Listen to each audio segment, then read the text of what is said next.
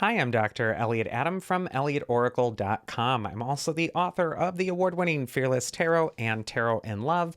Both books are published by Llewellyn, and I have some signed copies available on my website, Tarot in Love, Valentine's Day. It's going to be a good present. So if you want those, go check them out there. It is time for this week's Animal Oracle reveal.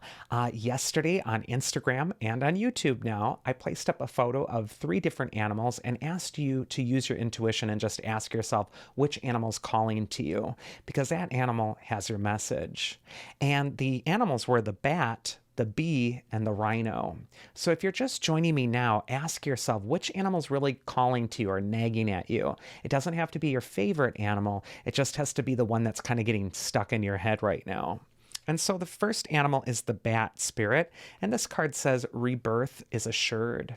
And bat is that symbol for death and rebirth. It's the shamanic animal. It's the animal of the medicine man who goes within the cave and experiences that symbolic death only to be reborn again.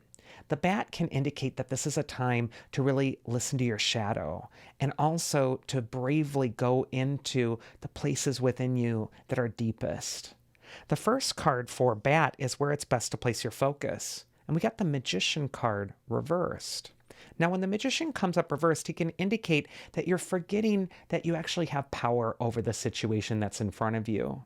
The Magician can say that you're sort of letting your thoughts go on unaware, unconsciously, and they're totally dictating your choices. They're dictating how you're feeling about things. And the beauty of the Magician card, upright or reversed for me, is that he can represent manifesting better things in your life by changing your focus. What you focus on is what you're going to get. The more you zero in on this particular thing, the more likely it is that that thing is going to happen. And so the beauty of this card is if you don't like your creation, if you don't like what you're seeing in your life at this time, you can change it. But you have to change where you're placing your thoughts, where your focus is really going at this time. So Magician Reverse can say that this is an important time for you to take charge of your thinking and to really be conscious of where those unconscious thoughts seem to be dwelling. Second card is going to be advice from your inner wisdom. And we actually get the Page of Swords. And the Page of Swords, he's on guard. It's as if he's expecting an attack. He's kind of nervous or worried.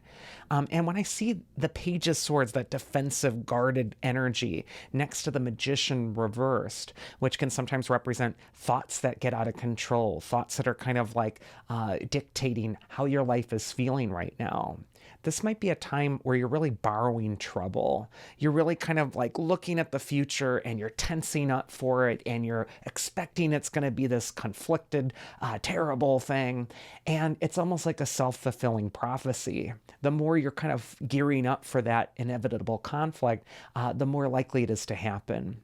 The Page of Swords will tell you to lower your unnecessary defenses and to take control of your thoughts.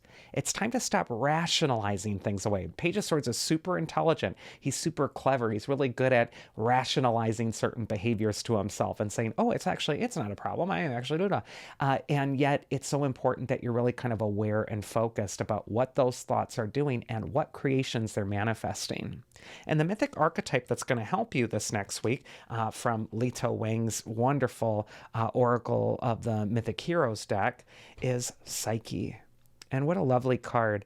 Psyche is the goddess of the soul. In ancient Greece, Psyche also means breath, and it's from Psyche that we get the word psychic from, or psychology. The Greeks believed that with your first breath, your soul enters your body. This card can really represent the importance of soul work. But Psyche also, on this card, is going into the underworld. She's tasked as a test from the goddess of love, Aphrodite, to go into the underworld and steal the beauty box of Persephone, the queen of the underworld. And what this represents is that sometimes in our souls, we need to take that journey inward to our inner underworld. We need to find the treasure that's there and bring it back to the light. So Psyche could say that it's time to be mindful of your thoughts by going to their root, going unconsciously within. Might be a time to journal or even to do some shadow work. But Psyche is really telling you as well to remember to breathe. Next, we're going to go into the bee animal spirit, and this card says sweet results await. And bee gets busy. He really does create those sweet results through making honey. This is kind of a worker card. It can be kind of like a grind card, but it's also a card of reward. First card for bee is where it's best for you to place your focus this next week, and we get the Knight of Pentacles. Now, of all the knights in the tarot, the Knight of Pentacles is on that horse that isn't moving forward at this time. He's at a standstill. He's at a wait. And he wants to be the king, but in order to be the king, he's got to get these fields to grow. And just now they're brown.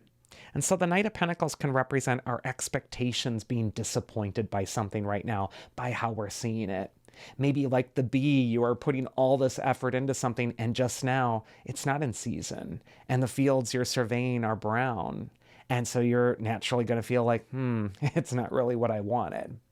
And yet the Knight of Pentacles, his helmet is also decorated with the oak leaves. And oak is the tree of wisdom.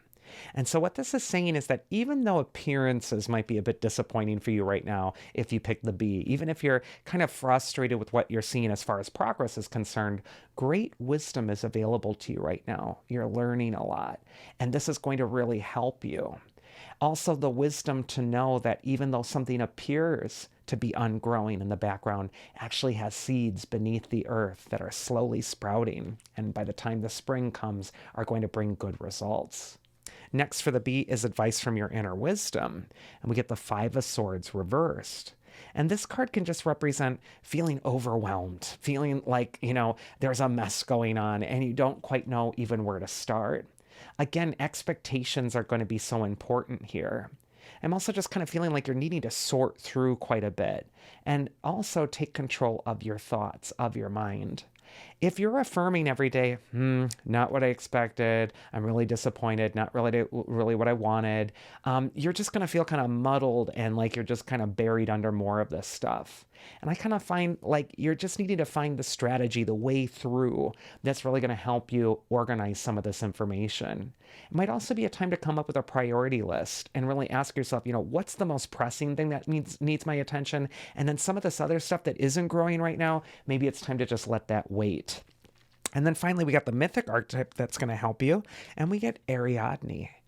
She's titled Curiosity on the card, so this could be a time to be open and curious about the results awaiting you. But also Ariadne, she's the heroine who helps Theseus find his way to the Minotaur in the labyrinth. And she devises this ingenious plan where she has this thread that she gives him so that as he goes through the maze into the center of the labyrinth to face the danger, he can then find his way back out. He also promises to marry Ariadne and then ends up dumping her on the island of Naxos, which is such a jerk move to make. But she ends up getting something better in the end because as Theseus, that hero, abandons her, Ariadne is discovered by Dionysus, the god of the vine, and he marries her and they live happily ever after. So there is this sense here for you with Ariadne. It's like things appear a certain way, but don't get stuck in the mud by the appearances. There's actually going to be something much grander awaiting you. So don't look at it just based on your current expectation. And then finally, we got the Rhino spirit, and this card says, overcome any obstacle. And Rhino charges ahead fearlessly and bravely toward its goal. First card for Rhino is where it's best to place your focus this next week. And we get our friend, the Two of Pentacles, which loves to stalk us in the weekly Oracle reveal. It represents a need for flexibility and adaptability. It's almost like life is sending you waves, unpredictable events, things that you might not have anticipated, and you're just needing to bend with them, to go with the flow. Much like the ships in the background of the card going over the waves, this might be a time as well for you where you're sort of riding the waves, riding the current of your life towards where it seems to be heading. And Two of Pentacles can also just say, don't take it so seriously right now. Learn to laugh at things. Learn to be flexible and adapt. Next is going to be advice from your inner wisdom. And we got the Eight of Wands, which means that things are about to really speed up for you. Things are really going to get moving. Some of those things are going to be unpredictable and you're going to try to figure out the way to balance it all. But some of those things are going to be wonderful too. And yet the Eight of Wands sort of has this breathless quality to it where you're trying to keep up with it all. This could be a time to keep up with where the momentum of your life seems to be charging ahead by being flexible, by not, stubbornly fighting every conflict or every challenge or every snafu that appears in your path, but just accepting it and just letting it roll right off your back. And the mythic archetype that's going to help you is actually Medusa. And her card says reflection. And Medusa, she represents our fears about things, that if we look at those fears head on, they can turn us to stone. They can paralyze us. And so there might be this fear of like, I can't get it all done. I don't know how I'm going to do all this. And yet maybe it's time to handle looking at that issue by looking at its reflection through something else. That's why I love the tarot. It's a mirror shield of which we get to explore our own issues, but then come to the truth of what really the thing is trying to teach us. So Medusa could just say that it's time to take a step back. It's time to look at the mirror image of the thing that you're confronting through a tool, whether it's tarot or journaling, or even just talking to a trusted friend and really listening to the words that you're using as if you're hearing them for the first time. And that is this week's Oracle. I do hope you enjoyed it. If you did, you can always check me out at elliotoracle.com. Also, I'm going to be speaking to the deck creator of the Oracle of the Mythic Heroes, Leitao Wang, in the next coming week. So I'm going to be posting some information about how you can listen to that interview, but we're going to talk about one of my favorite subjects, which is mythology. Otherwise, I hope you all have a safe and happy and wonderful week, and I'll see you again here next time. So thanks for the kind support. Do take care.